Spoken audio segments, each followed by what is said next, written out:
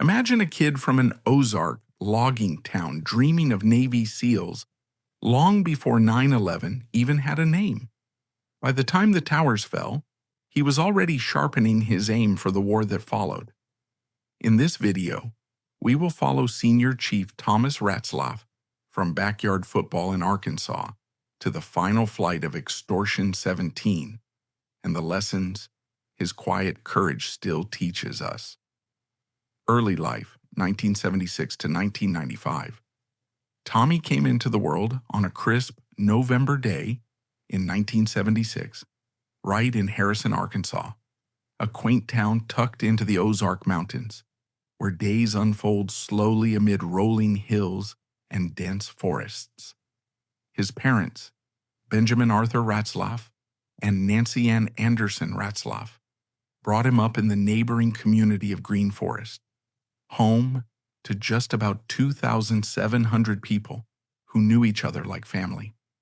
From his earliest days, playing in the backyard dirt, Tommy harbored a fierce dream to join the Navy SEALs. This wasn't a passing whim inspired by Hollywood flicks or adventure novels. It was a profound innate calling that directed his every step, molding his future long before he could fully grasp it. In high school, he channeled that energy into football at Green Forest High, building grit on the field before graduating in 1995, his gaze fixed on the shadowy world of elite special forces. Digging deeper, Tommy's childhood embodied the core values of late 20th century rural America: hard work, close-knit ties, and self-reliance. Harrison, with around 10,000 residents and tiny green forest, provided a simple canvas of everyday life, far from urban hustle. The Ozarks' tough landscape, jagged ridges, winding trails, and untamed wilderness echoed the unyielding resilience he'd later show in brutal combat environments. His dad, Benjamin, labored in local factories and trades, teaching young Tommy the power of perseverance through long hours and steady effort. Meanwhile, his mom, Nancy, created a warm home that nurtured deep loyalty and genuine humility, qualities that kept him grounded amid chaos. On a psychological level, Tommy's SEAL ambition stemmed from the cultural vibes of the 1980s and early 1990s, when stories of special ops heroes started filtering into books and films glamorizing their daring exploits. Yet, his motivation ran deeper, an internal hunger for meaning beyond the mundane routine of small-town life. Football sharpened his edge, learning to collaborate under pressure, endure hits, and bounce back from setbacks, all vital for the SEAL pipeline. At 18, fresh out of high school in 1995, he faced a changing global scene. The Cold War's end shifting U.S. forces from massive armies to precision counterterrorism units. Enlisting wasn't just personal ambition, it synced with this new era, where one determined individual could tip the scales in shadowy conflicts. This formative time forged Tommy's core. Green Forest's serene pace, think local festivals, Sunday church services, and shared family meals, bred a humble demeanor that stood in stark contrast to the adrenaline-fueled ops ahead. In essence, it built a mental lifeline. During high-pressure missions, he'd tap into these roots for calm and clarity. Those mountain town lessons became his inner still point in every firefight. Historical context and enlistment, 1995 to 1998. This era marked America's navigation through the post-Cold War landscape, a period of uneasy peace disrupted by rising threats after the Soviet Union's collapse. Following the Soviet Union's collapse in 1991, which dismantled the bipolar global order, the 1990s witnessed escalating global terrorism, evident in the 1993 World Trade Center bombing by Al-Qaeda affiliates and the devastating 1998 U.S. embassy attacks in Kenya and Tanzania that killed over 200. The U.S. military pivoted from large-scale conventional armies to nimble special operations units for precision strikes, emphasizing agile forces like Navy SEALs for counterterrorism and irregular warfare. For an 18-year-old like Tommy, enlisting thrust him into intensely personal high-stakes missions, requiring not only technical prowess, but ironclad mental resilience. His hometown of Green Forest, with its serene rolling hills and unhurried daily life, stood worlds apart from overseas chaos. Yet it embedded core values: loyalty, relentless hard work, and understated determination that propelled his journey forward. Fresh from high school, Tommy enlisted in the U.S. Navy on May 25, 1995, heading to Recruit Training Command at Great Lakes, Illinois. The 8-week boot camp was brutal, drilling discipline, fitness, and basics like seamanship and firefighting, but Tommy's rural toughness helped him excel. He then reported to the USS Kidd DDG-993, a Kidd-class guided missile destroyer derived from the Spruance class, optimized for anti-air warfare with advanced radar and missile systems.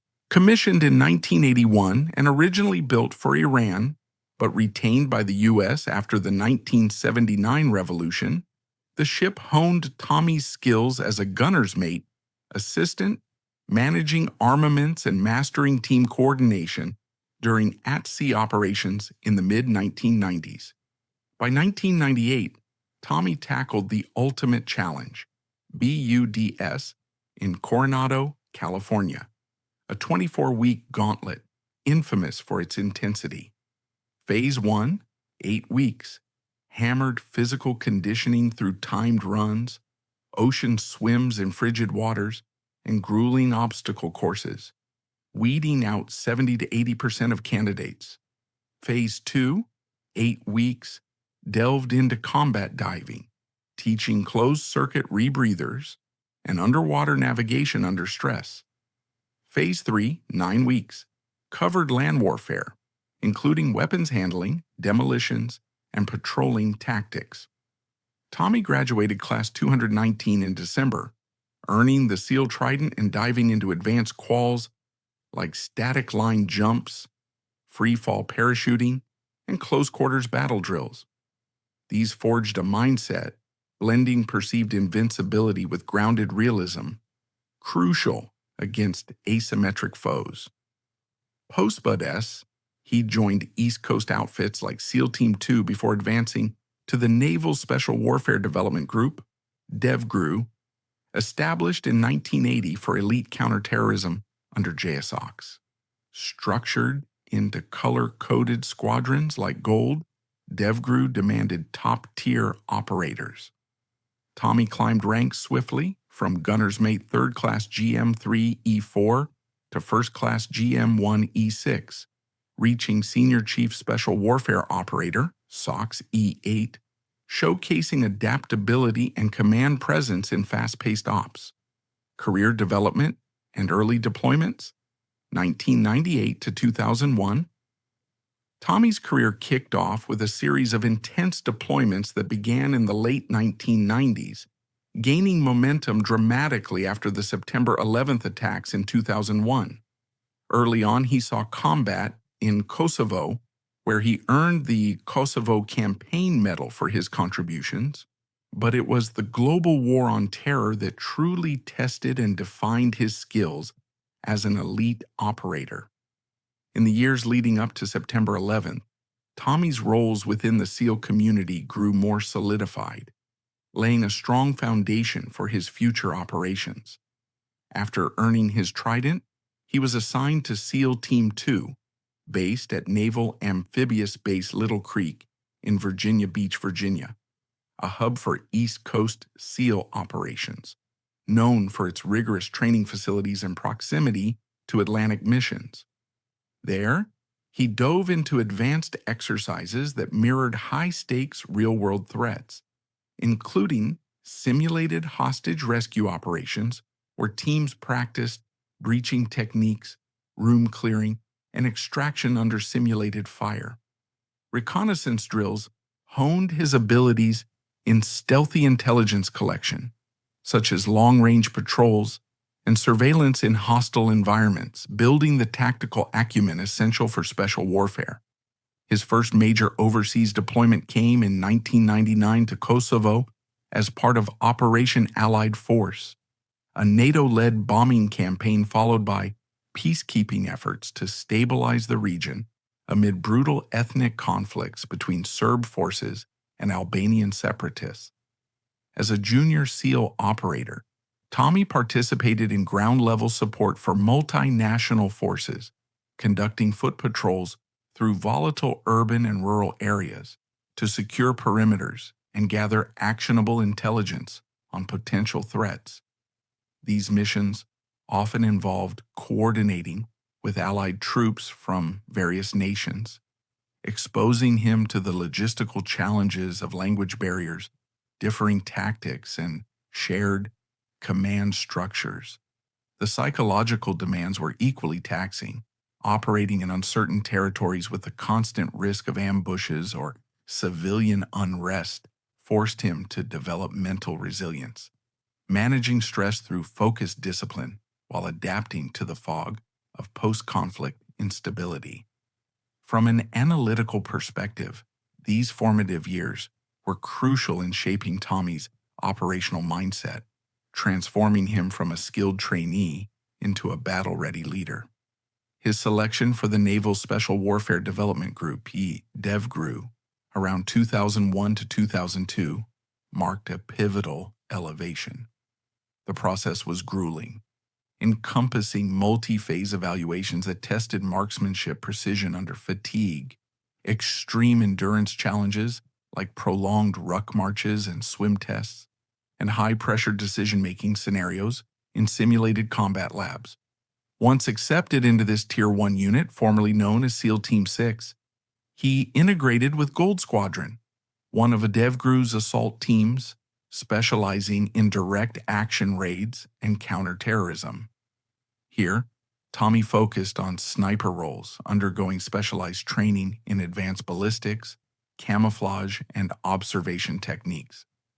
His arsenal grew to include cutting-edge tools like the M2010 Enhanced Sniper Rifle, a 300 Winchester Magnum system designed for exceptional accuracy at ranges up to 1,200 meters, featuring a modular chassis, suppressor compatibility, and advanced optics for low-light engagements, equipment that demanded mastery of windage, elevation, and target movement calculations.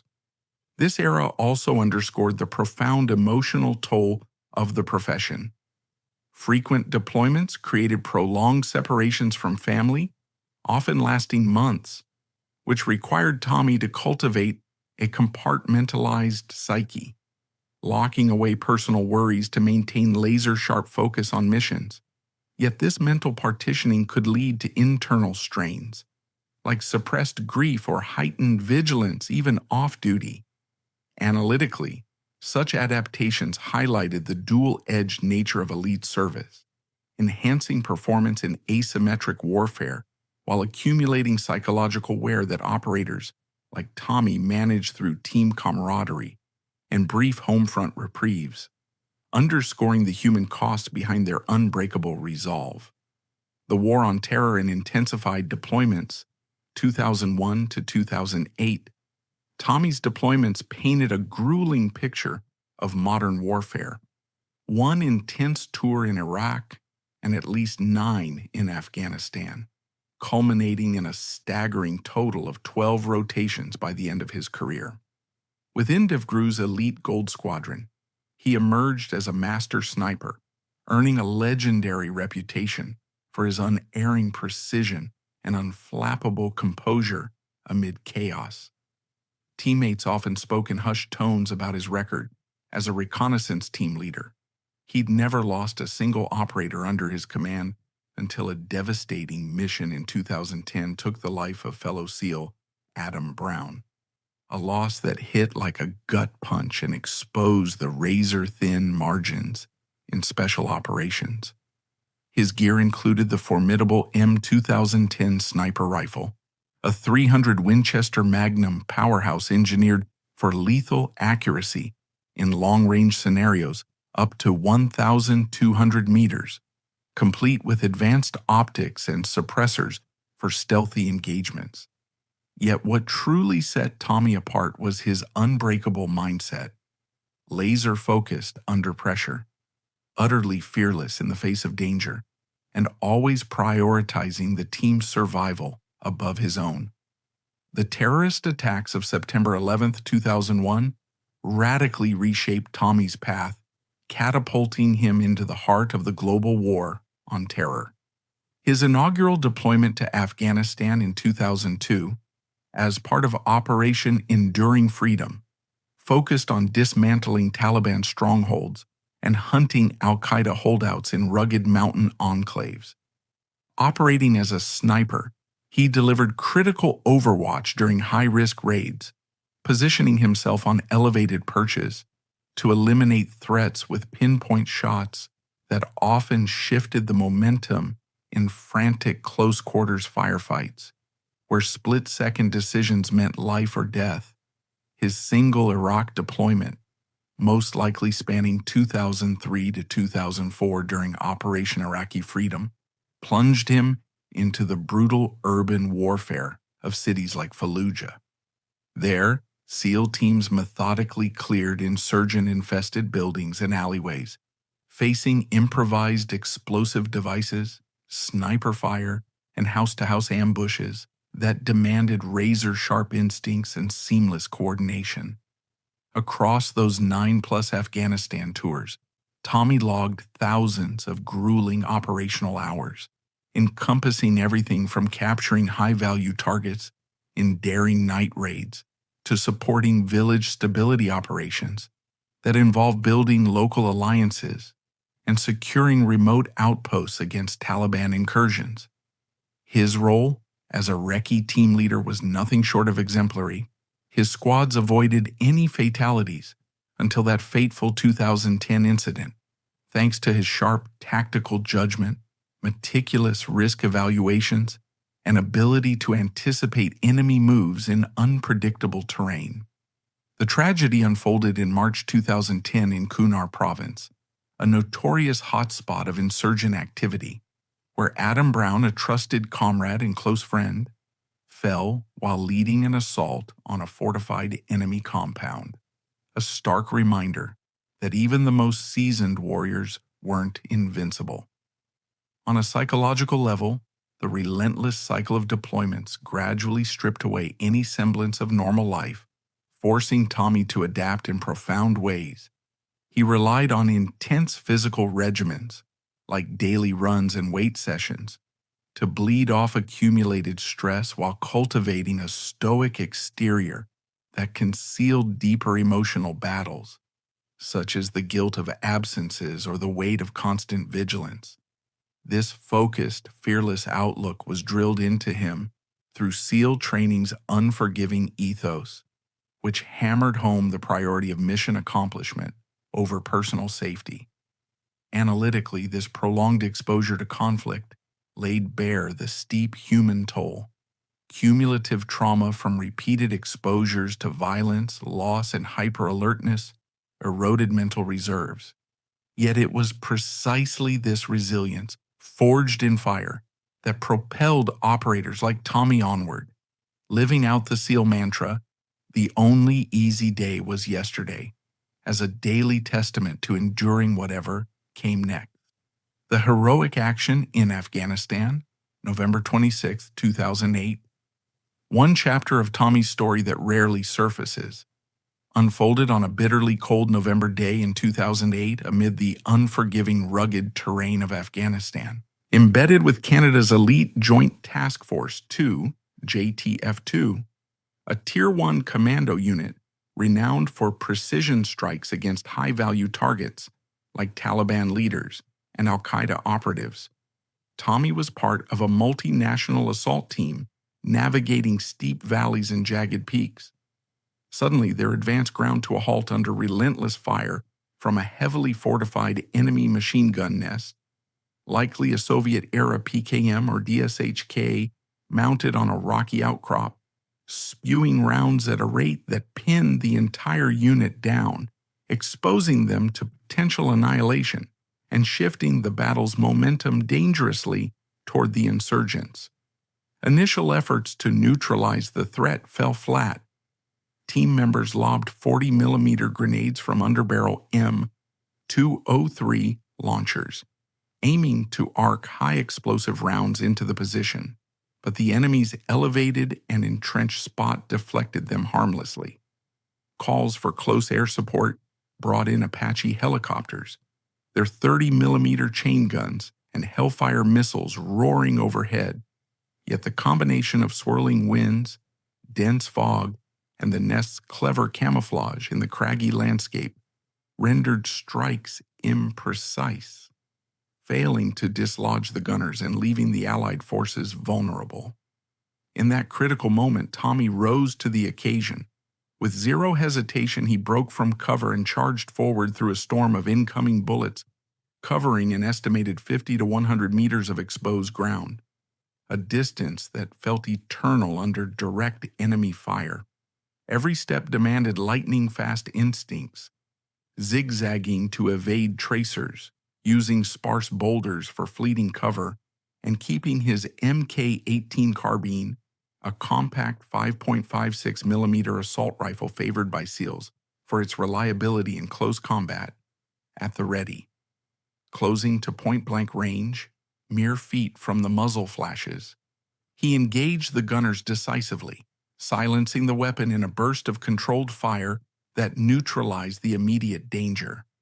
This single act prevented a catastrophic rout, saving the lives of at least a dozen comrades from both U.S. and Canadian forces, turning what could have been a deadly ambush into a hard-won victory. This raw display of heroism wasn't just brute courage. It stemmed from a seamless blend of instinct honed by years of grueling training and battlefield experience. Analytically, it showcases the psychology of elite operators in crisis. Under surging adrenaline, individuals like Tommy slip into a flow state, a heightened mental zone where time slows, fear dissipates, and actions flow from deeply ingrained muscle memory. Reflexes drilled through countless repetitions in simulations and live-fire exercises.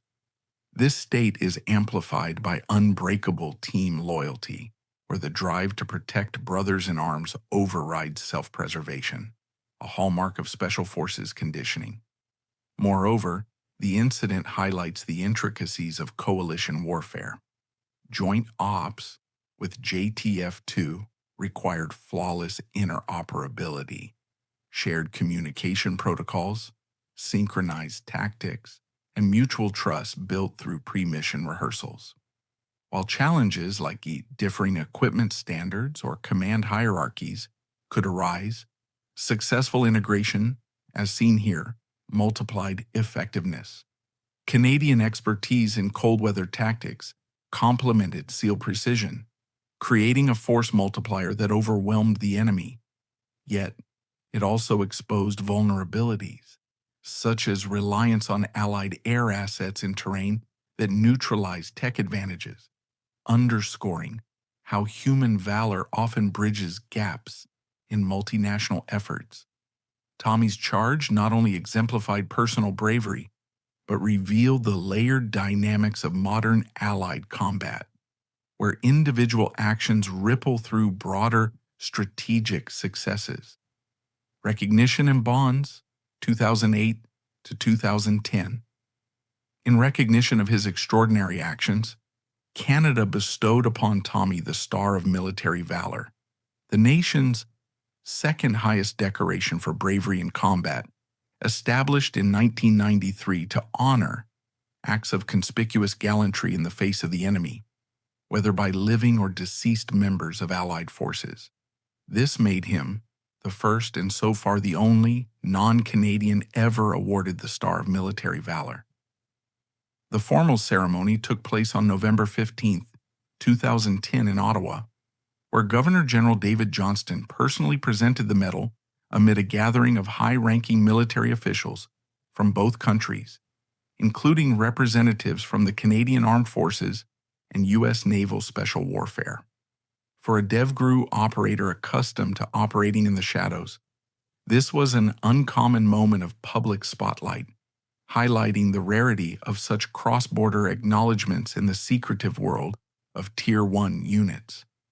True to his humble character, Tommy downplayed the honor, brushing off the praise with his trademark quiet demeanor. But those present at the event and in the field understood the depth of his courage. This was a warrior who could confront mortal danger without flinching, his resolve as steady as his aim. A lesser-known aspect of his service reveals how Tommy forged unbreakable bonds during these joint operations, connections that went beyond mere professional necessity and crossed national lines. Working closely with JTF, two operators, Canada's premier counter-terrorism force known for their expertise in direct action and hostage rescue, Tommy shared not just tactical insights but personal stories around campfires or during debriefs, cultivating mutual respect that strengthened their combined effectiveness on missions targeting high-value insurgents. Eyewitness recollections from JTF-2 members paint a vivid portrait of Tommy as unflinching, an operator who maintained ice-cold composure under fire, yet in quieter moments he'd crack jokes or share light-hearted banter, easing the tension of downtime in war zones. This duality reflected a well-rounded personality, fierce professional intensity during ops, balanced by an approachable, humorous side that made him a natural team builder. Following the 2008 incident, Tommy pressed on with further deployments, deepening these alliances through repeated collaborations.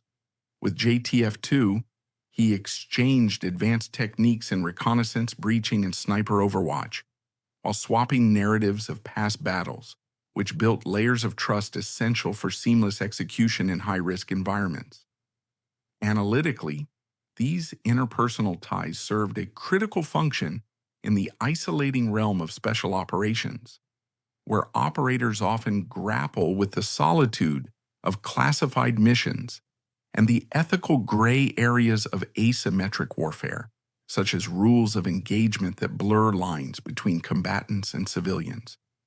By providing emotional anchors and a sense of shared purpose, these bonds helped alleviate the psychological strain, fostering resilience amid the moral complexities and relentless demands of prolonged counterterrorism efforts, ultimately enhancing overall mission success and unit cohesion. Personal life and family sanctuary. Amid the relentless chaos of war, Tommy found his true sanctuary in personal life, a grounding force that balanced the high-stakes demands of his SEAL career. He married Andrea, a partner whose quiet resilience mirrored his own inner strength, providing unwavering support through the uncertainties of military service. Together, they established a stable home in Virginia Beach, strategically located near the epicenter of Naval Special Warfare Command, where the couple immersed themselves in a tight-knit community of fellow military families who intimately understood the cycle of deployments, long absences, and emotional strain. The family grew with two sons, Barrett, born around 2000, and Sepp, arriving about 2005. Both boys idolized their father, soaking up every precious moment during his infrequent stateside returns. Simple joys like roughhousing in the backyard, casting lines on fishing excursions, or sharing stories that bridge the gaps of separation. In 2011, the anticipation of their third child, a daughter due that November, infused their lives with hope, yet it also amplified the poignancy of Tommy's perilous profession, serving as a stark reminder of life's delicate fragility. Tommy and Andrea's bond began in the early 2000s, flourishing as his career accelerated through DEVGRU ranks. Virginia Beach's supportive environment, with its base resources like family counseling and spouse networks, helped navigate the lifestyle's rigors, from sudden call-ups to readjusting after tours. His trips back to Green Forest offered vital restoration, a chance to reconnect with roots. A cherished ritual was stopping at a cozy local log cabin restaurant for his go-to breakfast: 1 egg sausage and wheat toast, a humble meal symbolizing the normalcy he craved. Locals fondly recall Tommy's unassuming nature, always deflecting compliments with a modest shrug, a trait deeply rooted in SEAL culture's core principle of prioritizing the team over individual glory. The whole town was proud of him, one resident recalled, her voice laced with deep emotion, reflecting the communal admiration that provided subtle but crucial support to his family. Analytically, this personal haven acted as a buffer against deployment-induced stress, offering emotional recharge amid the grind. However, the frequent absences carved out painful voids. Andrea shouldered household responsibilities solo, managing everything from daily routines to the boys' upbringing, while Tommy wrestled with profound guilt over missing key milestones like birthdays, school events, and first steps, tensions that underscored the profound sacrifices woven into their story. Untold stories and human insights. Away from headlines, tiny rituals revealed the man beneath the trident. Picture this. During a grueling cold weather training session in a remote Alaskan bar, Tommy and fellow SEAL Chris Campbell lifted their glasses in a solemn toast to their fallen comrade Adam Brown, killed in action just months earlier. "This is for Adam," Tommy uttered softly, clinking glasses as his eyes betrayed the profound weight of grief, a quiet ritual shared among elite operators to confront the stark fragility of their high-stakes world, where loss lurked around every corner. Another revealing snapshot came from his role as a sniper mentor within DEVGRU. Tommy drove his teammates relentlessly, demanding peak performance in marksmanship drills and tactical simulations. Yet, he infused it all with genuine warmth that forged unbreakable bonds of trust. A fellow operator later reflected, "He was the guy you'd follow anywhere, ferocious in battle, but the first to check on you after, making sure you were okay mentally and physically." These personal anecdotes uncover Tommy's deep emotional reservoir. The Alaskan toast, set against the backdrop of sub-zero survival training, served as a poignant homage to Brown's March 2010 sacrifice in Kunar Province, allowing warriors to process raw grief in a culture that often stifles vulnerability, turning pain into shared strength. As a mentor, he masterfully balanced unyielding rigor with empathetic guidance, nurturing loyalty and growth among his charges. His battlefield ferocity starkly contrasted with his compassionate post-mission check-ins, exemplifying true servant leadership that prioritized others' well-being. Psychologically, these narratives demonstrate effective trauma coping strategies. Simple rituals like toasts offered essential closure amid cumulative losses, while mentorship transformed personal experiences into enduring legacies for the next generation. Tommy's inherent contradictions, as both a relentless fighter and a caring guardian, profoundly humanized him, illustrating that genuine heroism is multifaceted, blending toughness with tenderness in the face of unrelenting adversity. The final mission, Extortion 17, August 6, 2011. Yet no life like Tommy's escapes controversy, especially in the fog of war. His final mission on August 6, 2011 aboard Extortion 17 remains shrouded in debate. The CH-47 Chinook was ferrying a quick reaction force to aid pinned-down Army Rangers in Wardak Province. Shot down by a Taliban RPG, it claimed 30 American lives, the deadliest day for U.S. forces in Afghanistan. On his 12th deployment, Tommy boarded the CH-47D Chinook, call sign Extortion 17, from a National Guard unit.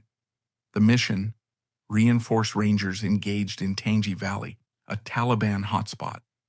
Approaching the landing zone at low altitude, the helicopter was struck by an RPG-7 rocket, exploding mid-air and killing all aboard, including 17 SEALs, 5 aircrew, 7 Afghan commandos, an interpreter, and a military working dog. This loss, the worst single incident in Operation Enduring Freedom, underscored Special Operations vulnerabilities. Tommy, at 34, was en route to aid comrades, embodying the SEAL motto, "Never leave a man behind." To delve deeper, the CH-47D, a twin-engine transport helicopter capable of carrying over 30 troops, was flying without heavy escort in a high-threat area known for insurgent ambushes. The RPG-7, a portable anti-tank weapon with a range up to 500 meters, hit the aircraft's aft rotor, causing an immediate catastrophic failure. Investigations revealed the Taliban had set up an ambush, firing from concealed positions in the valley's steep terrain. This tragedy exposed systemic risks in special ops: reliance on vulnerable air assets in contested zones, potential intelligence gaps on enemy placements, and the strain of rapid response missions. Tommy's involvement highlighted the ethos of elite forces, rushing into danger to extract brothers under fire, yet it fueled ongoing questions about operational decisions that amplified such perils. Analytically, it revealed how even the most prepared teams face unpredictable, asymmetric threats, where a single rocket could erase decades of expertise in seconds. Controversies and historical debates families, including Andrea, have long questioned the official narrative surrounding Extortion 17's downing. Why place a high-value team of elite SEALs on an aging CH-47D Chinook from a National Guard unit without the standard Apache gunship escorts typically mandated for hot zones teeming with Taliban threats? Why the hurried cremations of remains, often without explicit family consent, raising profound ethical red flags? And what about the black box discrepancies, reportedly swept away in a sudden flash flood, conveniently erasing potential flight data that could clarify the crash sequence? Some families and analysts allege a deliberate cover-up, citing leaked intelligence reports hinting at Taliban foreknowledge of the flight path, possibly from compromised sources, and restrictive rules of engagement that prevented preemptive strikes on suspected insurgent spotters, allowing them to position for the ambush. Historians and military experts debate if this was mere bad luck in a chaotic war zone or deeper systemic flaws in U.S. operations. Tommy's role adds critical nuance. At 34, he wasn't merely a victim, but a senior operator racing to rescue pinned-down Army Rangers, fully embodying the SEAL ethos of never leave a man behind. These ongoing debates illuminate the tangled complexities of modern warfare, where individual valor clashes head-on with bureaucratic policies, forcing us to confront the staggering true cost in lives and trust. At the heart of the controversies are pivotal operational choices. Extortion 17 flew without Apache escorts due to apparent resource shortages and mission urgency, leaving it exposed in Wardak Province's treacherous Tangi Valley. Rules of engagement designed to minimize civilian casualties reportedly tied the hands of supporting AC-130 gunships, forbidding fire on potential threats that might have included non-combatants, potentially letting Taliban RPG teams escape detection. The black box's mysterious loss in a flood only fueled suspicions, while mandatory cremations for some bodies justified by officials for health reasons, amid battlefield conditions, sparked outrage over lack of family input. Cover-up claims draw from declassified briefings and whistleblower leaks, suggesting intelligence lapses, like ignored warnings of enemy surveillance on flight routes. Historians point to broader issues: excessive dependence on vulnerable helicopters in Afghanistan's mountainous, RPG-prone terrain, compounded by operator fatigue from relentless, high-tempo deployments. Tommy's presence as a DEVGRU veteran underscored the mission's high stakes, but also the dangers of bundling top-tier forces into one aircraft, amplifying losses in a single strike. Ultimately, these controversies expose warfare's intricate web, how policy constraints can heighten on-ground risks, erode public and family trust, and demand a re-evaluation of special operations protocols. Analytically, they urge enhancements in asset protection, real-time intelligence sharing, and transparency to honor sacrifices like Tommy's, while preventing future tragedies, consequences, and historical significance. The ripple effects of Tommy's loss rippled far and wide, leaving an indelible mark on his family, community, and the broader military landscape. For his loved ones, it created a devastating void that reshaped their world overnight. Andrea, then pregnant with their third child while single-handedly raising two young sons, Barrett and Sepp, confronted a grief so profound it bordered on the unbearable, compounded by the emotional and logistical challenges of widowhood in a military family. Yet, amid the darkness, waves of support emerged. The Tunnel to Towers Foundation, dedicated to honoring fallen first responders and service members since September 11th, stepped in to fully pay off their Virginia Beach home mortgage, alleviating at least one financial strain and allowing Andrea to focus on healing and stability. Locally, Green Forest, Arkansas, Tommy's hometown of just 2,700 residents, immortalized his memory by renaming a street Tommy Ratzlaff Avenue in 2013, a poignant symbol of communal healing and enduring pride that transformed a simple road into a daily reminder of sacrifice. Community initiatives like the annual Rat Race Memorial Run further honored not just Tommy, but all 31 lives lost in Extortion 17, fostering solidarity through events that blend remembrance with physical challenges, drawing participants to commemorate the tragedy's scale.